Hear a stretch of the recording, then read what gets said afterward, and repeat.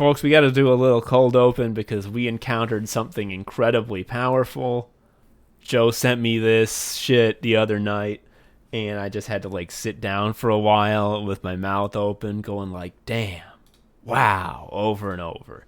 Joe, can you please share this tweet with the class? Mm-hmm. It's a screenshot of a girl getting a thirsty DM, but here's the whole tweet. Why'd you have to show up on my TL? The like really sad, horny emoji face. Only a week ago, life was great without your nudes. Now I'm popping bone dogs at work because I can't stop thinking about them. Now here's the thing. I thought I had heard every euphemism for an erection, but this is new. Joe sent this to me. I was like, ha ha, funny. And he's like, I don't think I've ever heard the term bone dogs before. And when I realized that it was true, it was like, oh my, like I didn't know there were more to come up with. Poppin' is just a real, ooh, that's rough. Poppin' bone dogs. Like, this is what Zenny Hardeen and the Boing Boing crew must have felt like when they first thought up Ass Hat in 2005. Oh, yeah. Fuck waffle. And then they get paid millions of dollars still, which is cool.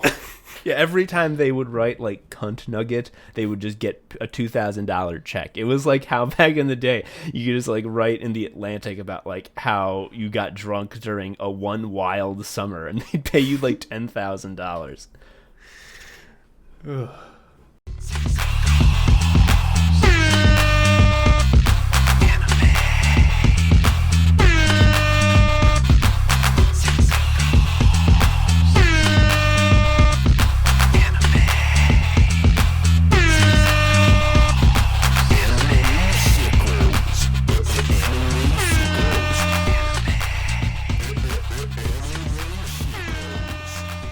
Hello, everybody. Welcome to Anime Sickos. It's the podcast for geniuses, and the only podcast where we take a look at the four pillars of modern misery: anime, gaming, posting, and jobs. I'm Tom, an anime sicko. I'm Joe, an anime sicko. Before we go any further, I gotta say the patrons. We got new ones. Well, give the name and the amount they gave. Well, it's all $5. It's $5 across the board. Been a very long time since someone's paid more than $5, and every time it happens, I'm so confused. You don't get any other benefits, and like, we're not hurting for it. You're not min-maxing if you're going over. Yeah, exactly. Our first $5 new patron is Lord. It's a screen name that is spelled AEGOF, Agoff, Age of, Agoff, one of those two. Hell yeah. Thank you, thank you, person with that screen name. We appreciate it a lot. Our next one, well, this one's much easier. This is a human's name. This is a person. I know this person DM'd us and said, "Do you have a Patreon?" And I said, "Oh, I guess we forget to talk about it on most episodes. Oopsie!" And I had to give them the link. It's Christian Donahue. Thank you, and thank you for reaching out and being like, I want to give you money, and you're just fucking it up. Yeah, we really do it. We're so bad at shilling. It sucks is the reason, and we'll discuss that later. And our final new patron is Khan. Just Khan. C-O-N. Khan. Thank you, Khan. Yeah, nice and easy, this name. A lot of the names I kind of have to take a big swing and hope. Not this one. Khan, C-O-N. There's only one way to say that. Unless it's Spanish, in which case it's cone. Oh no! If you're Spanish, I'm sorry. But thank you for your delightful $5 donation. And to all of our patrons. And you too can become one. If you go to patreon.com/animesickos, you can have such incredible benefits as nothing. We offer nothing. There are no benefits. I mean, we get money, which is a benefit. Yeah. For us. Yeah, but we're very upfront that you're not going to get any bonus shit. If you do... Oh, wait, it's early episodes. Oh, yeah. I guess technically that is a benefit. To me, I don't. All the episodes are early to me because I hear them coming out of my fucking face. And speaking of episodes, gosh, we got one going right now, Joe. Isn't that the truth? Yeah. This one's about art, which is anime. Yeah, it's also posting, because here's the thing about creating art, is that, we before did a little skit where we talked about a battle arena in the Mad Max future that is lorded over by someone named Lord Bones, and how everyone has to fight in the battle arena. And like a lot of times in the past, the Sickos are right, more right than we knew. And of course, we're right in a way that makes shit suck, because we realize that creating any art at all is just to fight in the battle arena. It's fucking scary. Yeah. The issue with it is that Lord Bones never takes a day off. He never does. It's always, the arena is open 24/7, 365 days a year. Oh, so I think to get a little more specific, I'm going to give an example that this is not a particularly meaningful example of what we're going to talk about. It's not like the quintessential version. It's like it's just what sparked us thinking about this. And it's just an example, like one you'll see every day. I mean, when I say what it is, you're going to have already forgotten this. It's going to seem like a distant memory. I'm talking about the boyfriend dungeon discourse. I wasn't following that because I am pure. My mana remains colorless, and I do not fall for traps. No, you do. It's just this one you sidestepped. So I'm going to, like I said, there's not a lot to say about this, but I'm going to give you the short version. It was a sort of a visual novel action game that got kickstarted, and it was about, you go into a dungeon and all of your weapons that you can choose from, like Hades, how you can choose weapons, but they're all like actually can morph into hot boys, and you can date them. And that was like, that seems breezy and fun. And that sort of took the internet by storm when it was getting kickstarted, and it got a big lot of money.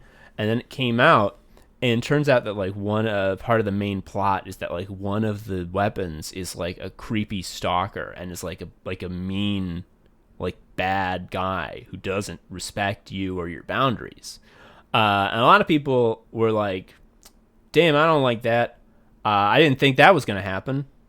And well, then the people in Lord Bones Battle Arena decided to have a big fight about it, about how the game needs to be different. It needs to be changed right away so that you can take out that entire storyline. And then other people took up arms in the arena, saying that anyone who thinks that is a little baby who doesn't understand art, who doesn't understand this life, who is too weak to live in the world, and they will be killed in the battle arena. And it was just like, another bout.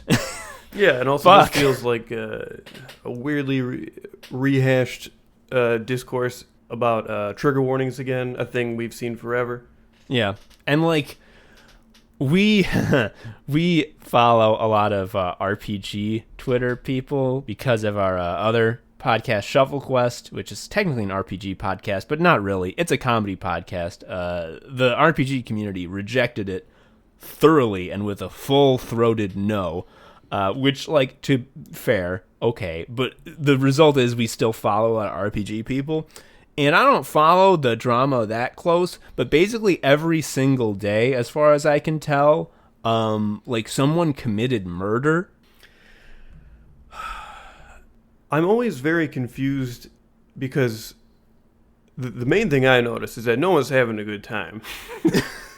No! That's the main thing I see.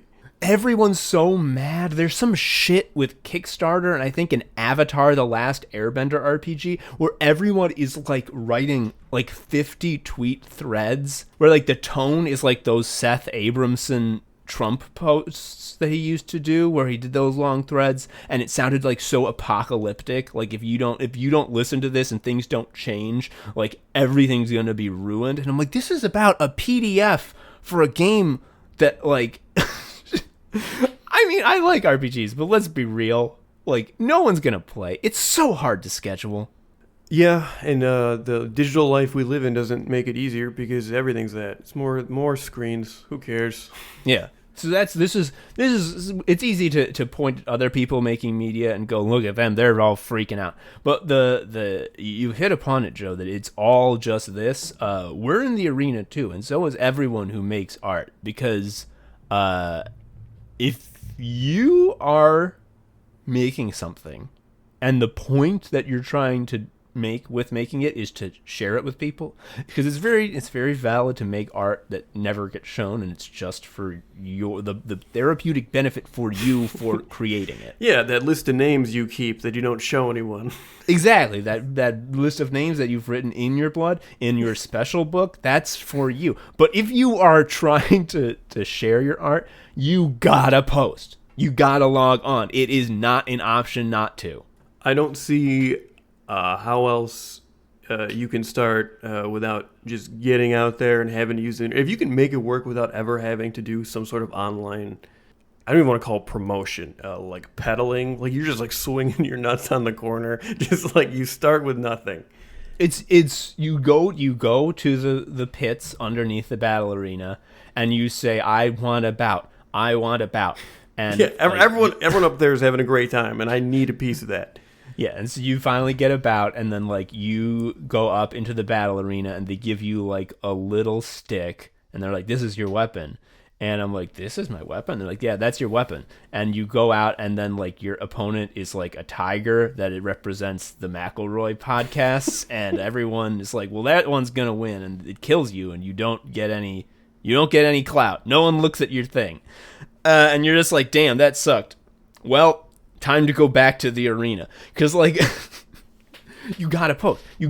And you know, when that was happening, I'm in the stands, and I'm thinking, I remember when there was a big controversy around the Tigers' doctor wife, who was harassing, which I remember to be a CBD shop employer. And I don't remember what happened there, and it doesn't matter. But the point is, I think the employee was saying what they definitely got a script to say, which is like CBD has these health benefits, and right. like they're made up. It doesn't. But she was like, it does not have these health benefits. You're misleading people. And it's like the guy didn't come up with the script. Whatever, it doesn't matter. And the point is, that was the battle everyone was talking about. Like, I swear, they were. Like, everyone was very involved in this. It mattered. But now, we look at the carnage in front of us. No one remembers about the Tigers' doctor wife. No one does. And it's just the entire ecosystem of posting is this scary rage zone where just everyone is thirst for. It's the battle arena. I mean, let's be real. This metaphor is very strong. Yeah. Posting is this horrible battle arena where there's constantly a fight going on, and the only way to be an artist making stuff, you know, one of the most sacred and hugest parts of human society and what it means to be alive. Who told you that? I don't think that's true. Is that a Catholic thing? They fucking lied. Fuck you, dude. It's just so scary. Like, there's that post about how, like, every day there's a main character of Twitter, and the goal of Twitter is not to be it.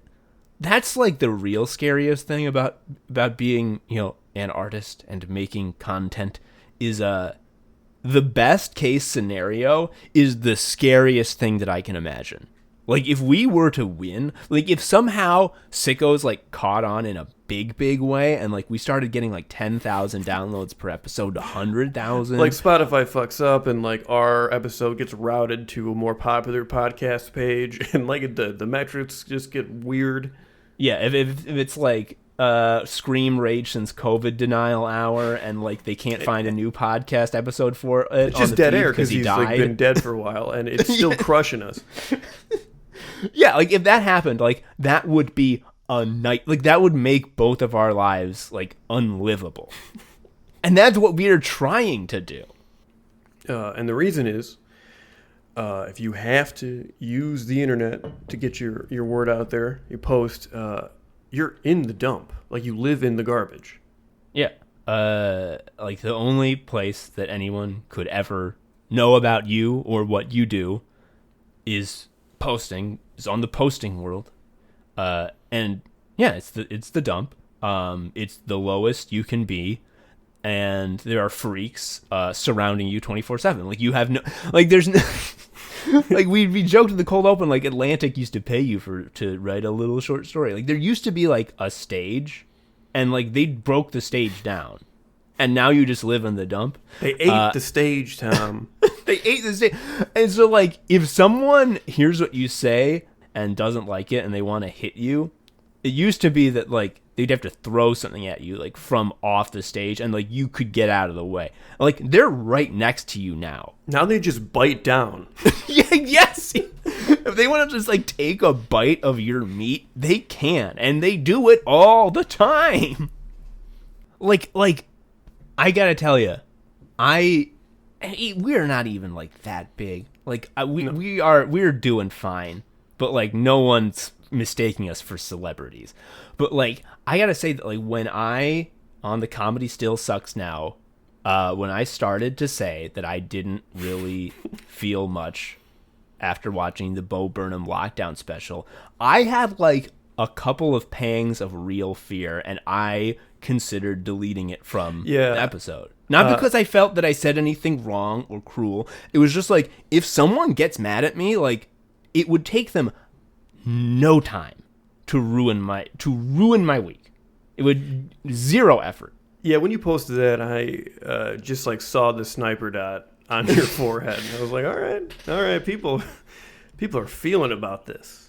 Another problem with the battle arena, which is becoming a person who wants to make anything on the internet, is that like the battle arena's prize is like Lord Bones has a coin. Like he has one gold coin, and there's like 100 guys in the arena who are all convinced like we're all gonna win the coin. And it's like no, like when everyone's so fucking stretched thin. And when you go and peddle for your fucking attention, please pay attention to me. Like, what you're really doing is, like, don't pay attention to all this other stuff. Like, all these people who are ostensibly your artistic peers, you're saying more or less, like, don't listen to their shit. Don't waste your time on that. Me only. Me. And, it fucking sucks. You know, I did, like, a skewer intro a while ago, where I said online is a big toilet we all drink out of, and I was right, but I didn't realize that the turd water is also the only way to get artistic fulfillment. Yeah. You drink the horrible water. Every lick, you're accepting the real risk that a big log is going to just flow right into your mouth.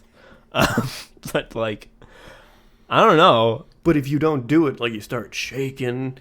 Like, if I wasn't making jokums, like, it would be unfathomable to me that, like, what would my life be for? Like, why am I doing any of this? I gotta do it.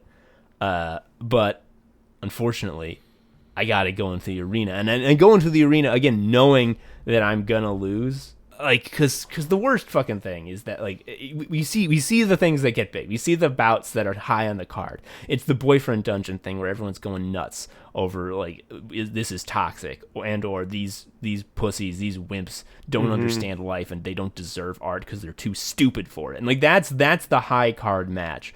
And, like, what are we gonna do ever that's gonna get up to that level? Whatever we would have to do would, like, make us sell our souls and hollow us out. Like, for example, we spent fucking forever on the Sicko play. That took a lot of, like, very intense work.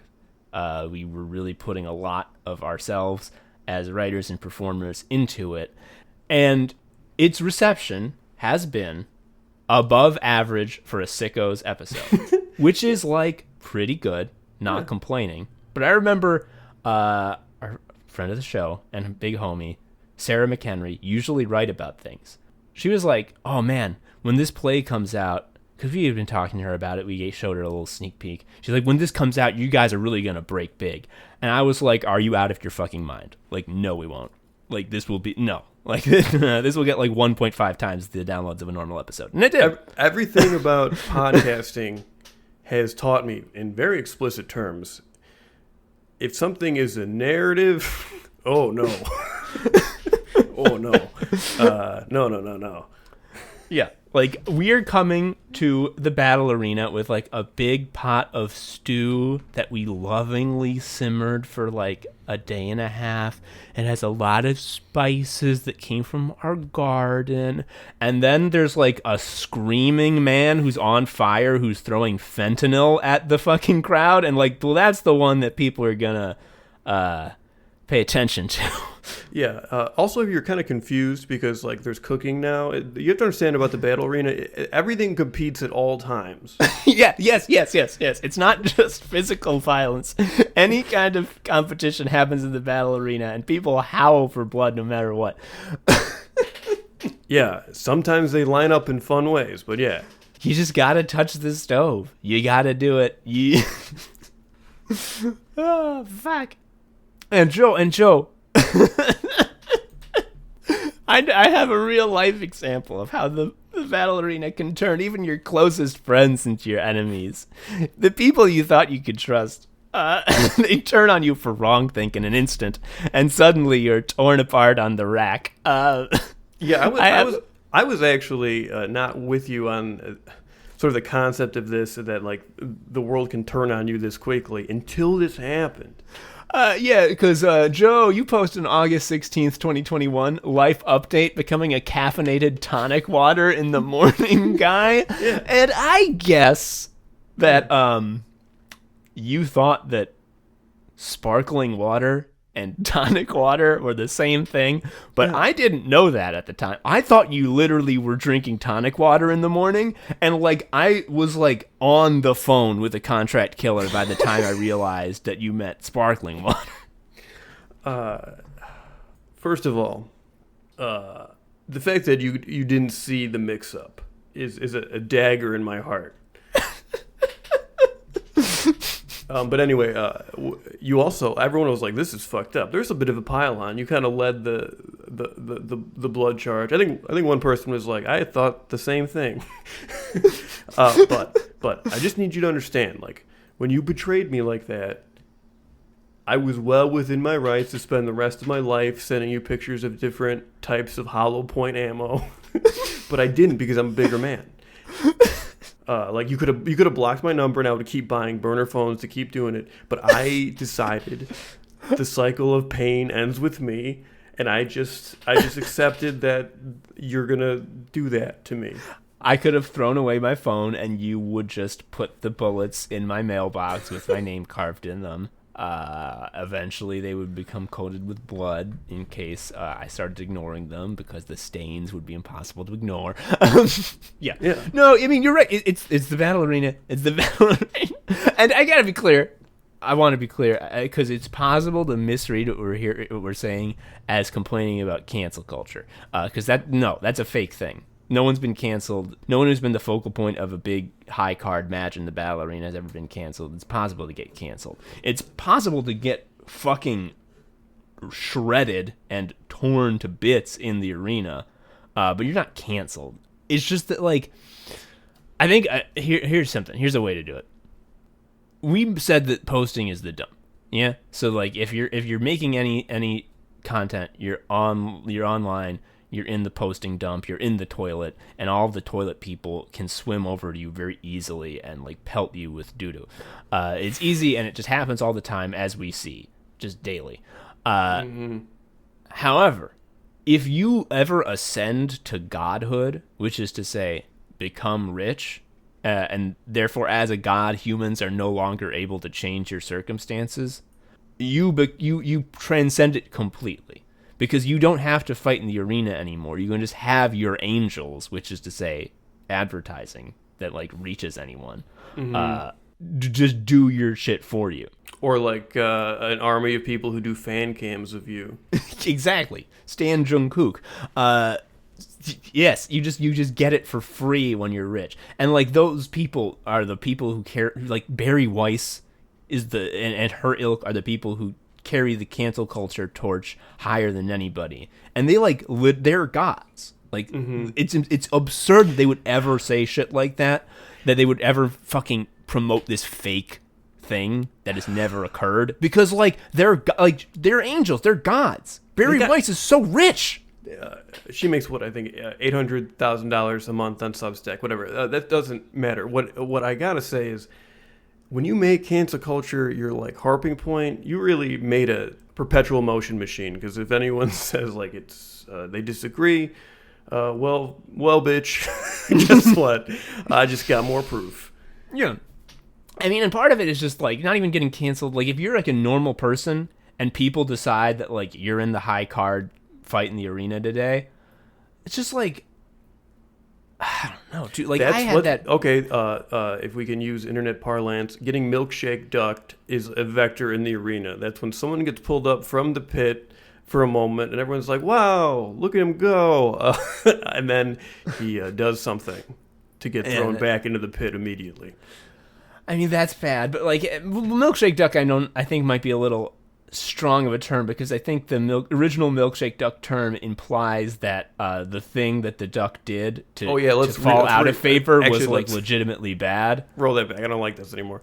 No, okay, here's a good example. When I made my post about Dr. Disrespect, saying that like this streamer Dr. Disrespect got banned for whatever reason, and I said I would never be Dr. Disrespect. If I were to stream, I would be Mr. Manners. There were like, that was really funny. People were giving you tips that were like, look, you have to have a bit, and like no one cares about Mr. Manners. I'm thinking about your long-term growth, guy.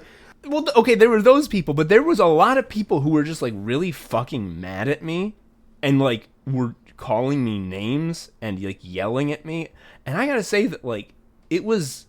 And I'm a white man, and I didn't post any personal details. And I knew they didn't really give a shit. And, like, nothing bad could ever happen to me. And I was, like, scared and upset by that shit. Now, imagine... I, like, put out a piece of art that, like, I really cared about and, like, worked on, and that shit happened to me. I wouldn't be getting canceled, but it would be the worst thing that ever occurred in my life. By far. That's the fucking arena, dude. I remember I replying to something Jeet posted, like, a year ago, and someone did, like, well, what if I imagine what you said differently? Would you I bet you'd be a real dick then, huh? Like, basically that. Mm-hmm. And... They also invoke like a Nazi thing, just being like, which like I was like, whatever. I didn't respond. And then it started getting likes, which meant people had the similar insane reading of what I'd said, and I just like deleted it because I was like, this is stressful. Yeah, and that's the right move to make. Like you'd be absolutely out of your mind if you did anything other than delete that post and be like, I'm nipping this in the bud. And that's just like a basic rule of posting. Like if something starts to make people yell at you, just cut your losses, not worth it. But fucking, we're in the dump like 24/7. There used to be a stage, and we could go up on the stage and be like, here's our little show, do you like it? And they would say yes or no, and we'd have a little bit of a buffer. Like now we gotta like 100% of our Sickos outreach is posting based because that's the only thing we could do, and it's so scary. It's so bad. Okay, I have an example. I have an example of the arena biting back and killing someone who said something totally normal. This is actually pretty recent. This is 3 days ago as of recording. This is from Danielle Rose on Twitter. This is a woman who was an editor of a poetry magazine who just posted the following tweet. I wish poets understood that the general population has no interest in what we do. So when we speak, we are speaking only to each other. The delusion that poetry is something powerful is a straight line to all kinds of toxic positivities that are really just us lying to ourselves.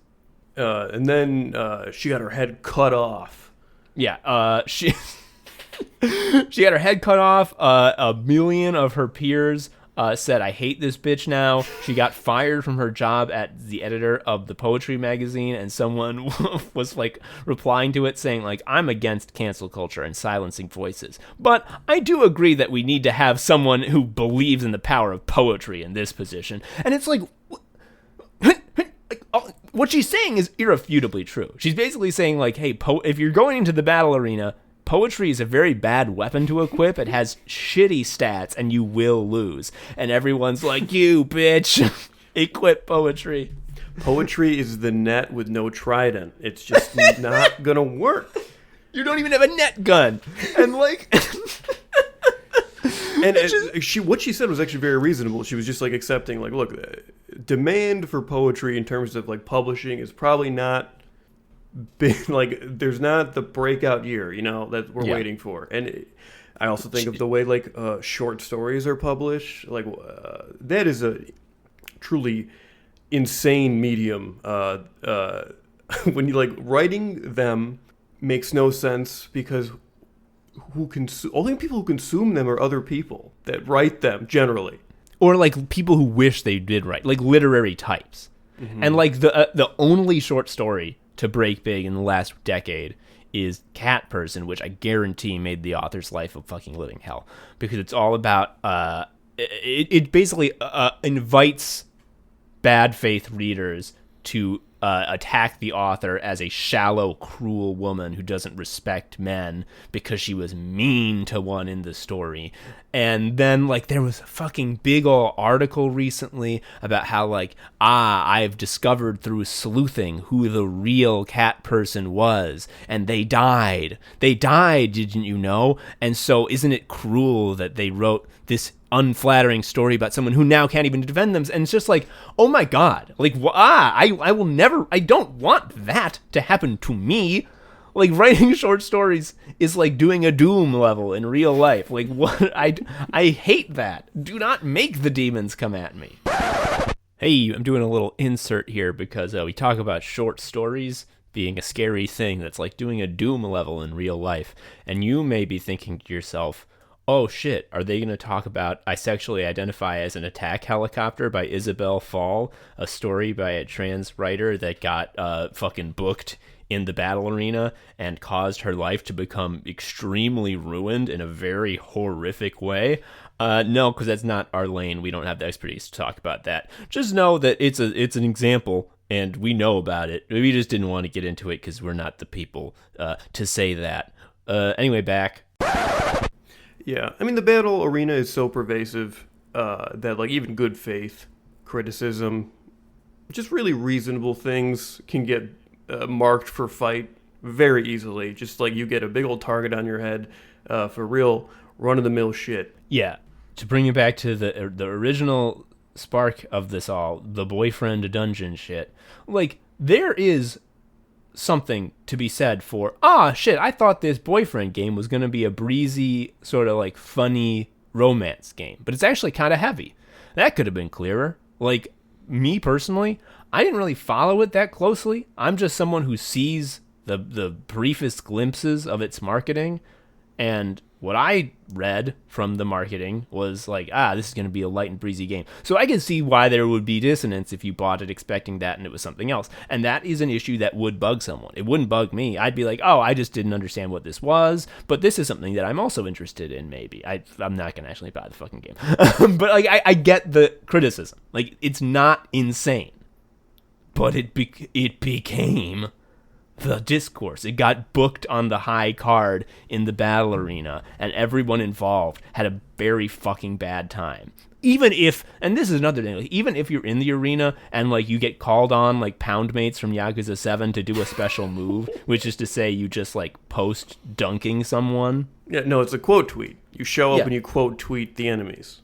Exactly. Even if that's all you do and no one attacks you, you take 0 damage, you still feel shitty because like you're spending all of your day like being cruel and like attacking other people. And it is fun to do from time to time, but I will tell you that like if you keep doing it, it eventually like wears on you and you feel bad. That's why I'm so worried about going back to the office, because like if I'm at work and I have Twitter and I have to be at the office, the impulse to do that is so much higher. I'm like already in the arena. I might as well just start doing windmill punches. Here's another thing that I saw about the boyfriend dungeon shit that made me like, I was like, oh my God, how there's no way to win. The arena just takes all. It was the Scold delegation. You know how I mentioned that, like, I think this visual novel about dating is going to be fun and breezy. There was a Scold delegation that said that Westerners are culturally ignorant because we think that all romance-based visual novels are going to be breezy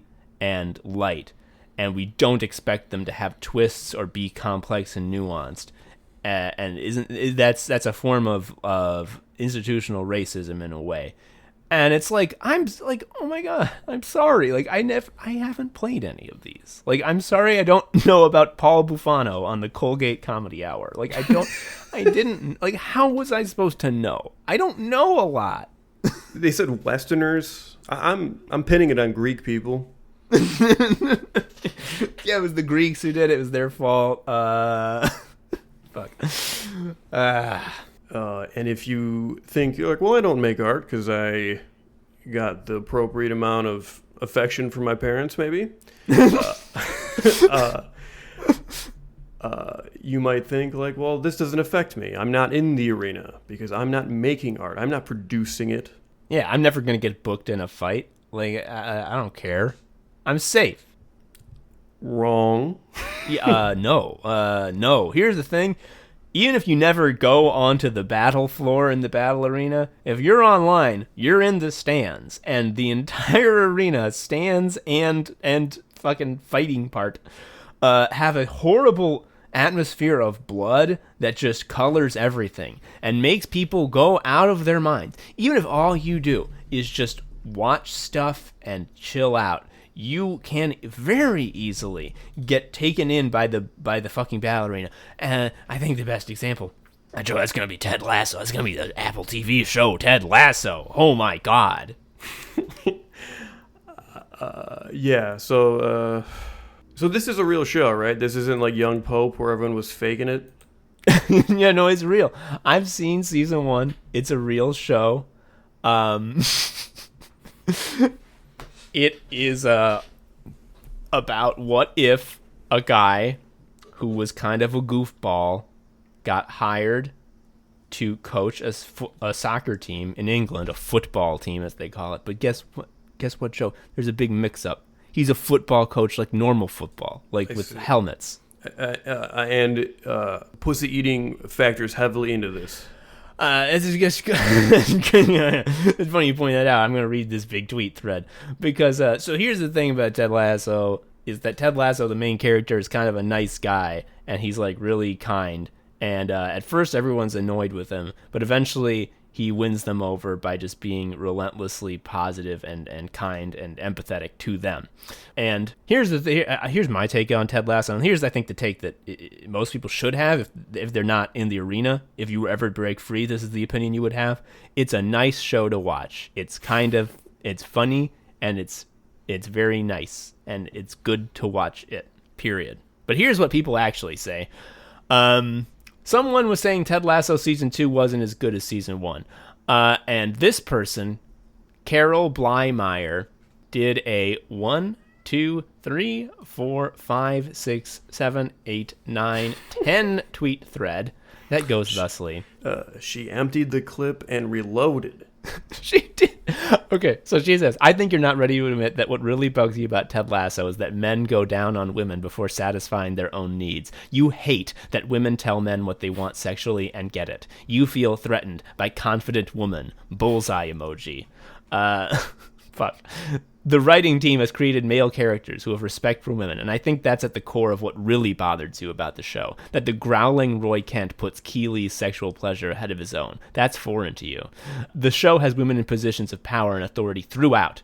Women who make decisions about their lives and aren't centered around whether or not a man wants them. Michelle left Ted. Rebecca owns a pro sports team. Julie didn't think Leslie was hilarious when they met. This one's very funny because what's the name of the show, ma'am? Who's the main character, ma'am? It's a boy. Sassy has a high-powered career and makes sure she comes first. Coach Beard's girlfriend isn't equal. The Diamond Dogs don't shit-talk women in the locker room office. Men, I mean, okay. Like, what happened here is this woman had a book report in her, and she just, like, had to get it out. And, like, here's the thing. She's not okay. She is wrong about that pussy eating part because I've seen all of season 1. And it never fucking comes up. I don't know where that came from. Where if you don't like Ted Lasso, it's because you think pussy eating makes you less of a man. But like, I mean, she's right that like, oh, some of those things are good and refreshing things about the show. But like, she turns it into this unhinged 10 thread attack. You said it right. She emptied the clip. This was an attack to like to prove to everyone that this original poster was an evil person. It's like, where does from where does the rage spring? It's just bubbling under the surface for everyone. Yeah, like, we can like laugh and scoff and be like, oh, like she really popped off there. What a wacky response. But there's absolutely some shit that would make me do that. I don't know what it is, but like it exists out there. Yeah, I mean, like it can happen to everyone. I mean, like in that, for case in point, like that was a very silly and like, wow, what a wacky thing to happen. That could never happen to me. But like at the same time that post was made, there was like a huge trend of like red and green flag movies. It's like, what movie is a red flag if someone watches? What movie is a green flag if someone watches? And it's the same thing. And it's the same thing that we were talking about in fucking Comedy Sucks Now, where everything in the world is pointing at things and saying good or evil. Yeah.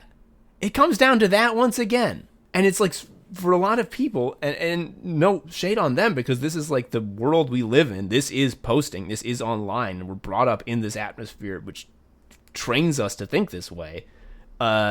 Is just you gotta point at things and say good and evil. You can't fucking see something and just take it as it is and move on. You have to make a judgment. And if someone judges something differently than you, then they're your enemy.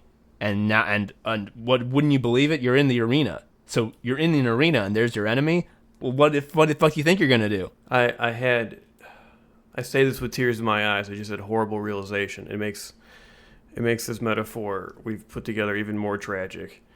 The thing that hurts the most is that we can leave at any time. Can. The doors are unlocked. Lord Bones. Yeah. We mentioned he only has one coin as a reward. Like, he doesn't have a lot of resources. You think he can afford a lock on the door to the arena? No. No. If he could do that, there would be many coins for us to share, but instead we all have to fight over one. So how do you like avoid feeling the magnetic pull of discourse? In my case, and I assume everyone should do this because it works for me, is just consume stuff driven by vibe and never what anyone's talking about. I kind of agree with you on this. I think that the point of contention with me is that like part of your method is that you have to ignore stuff that's coming out currently or that is new, because that's what's getting discoursed about. And so obviously if you stick with old stuff that no one's talking about, it's that those fights aren't getting booked, so you're gonna be fine. But like, I don't even think you need to avoid new stuff, because I think part of it is just not to fucking say anything about it. Because like, I watch and read shit all the time, and I never post about it. Like, I watched Ted Lasso months ago. I haven't posted about it once, and I never will. Just don't do it. And like, that's part of why being in the arena as someone who creates like art that you want people to see is so cruel. Because like, even if you activate like Dune mode, where like you see the future and you realize that the only chance for peace is to go die in the desert and not engage, even if you do that, well, I still gotta post about anime sickos. I still gotta do that. I can't log off completely. I've never read Dune, and the more we use it as a crucial like example, the more I feel like I'm lying. I'm not gonna read it though. Yeah, I mean, the important thing is that it's in the desert and that there are no computers and that Paul gets future vision. There's a lot of like sci-fi words, but they kept jihad. Yeah, he kept jihad. Paul gets future vision, and he's like, I sure would like it for there to not be a jihad where 10 trillion people die.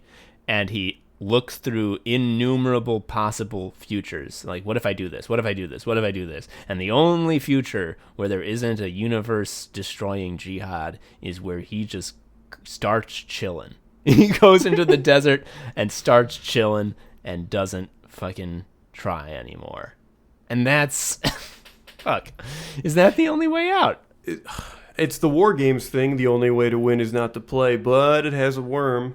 Yeah, I do have a worm. I do like the worm be big. Man, the Dune movie better have the worm be big. Can you imagine if it doesn't? I would really... I feel like that'd be a big missed opportunity. For a big worm.